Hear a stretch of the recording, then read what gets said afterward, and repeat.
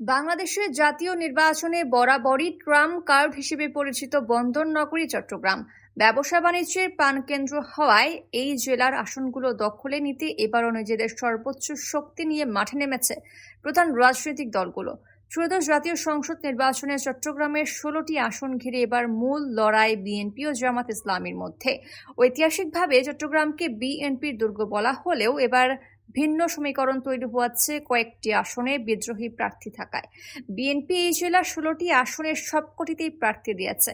এর মধ্যে 14টি আসনে দলীয় প্রার্থী একক হলেও চট্টগ্রাম 14 ও চট্টগ্রাম 16 আসনে বিদ্রোহী স্বতন্ত্র প্রার্থী থাকায় কিছুটা চাপে রয়েছে দলটি। তবুও অতীত নির্বাচনের ফলাফল বিএনপির জন্য ইতিবাচক ইঙ্গিত দিচ্ছে। অন্যদিকে জামাতে ইসলামী শুরুতে 7টি আসন জোট শরিকদের ছেড়ে দিলেও পরে কৌশল পরিবর্তন করে তা কমিয়ে আনে।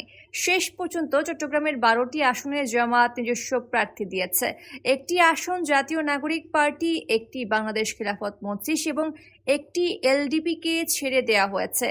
চট্টগ্রামে 3টি সাংগঠনিক জেলা, নগর উত্তর ও দক্ষিণ। নগরে 4টি, উত্তরে 7টি এবং দক্ষিণে রয়েছে 5টি সংসদীয় আসন।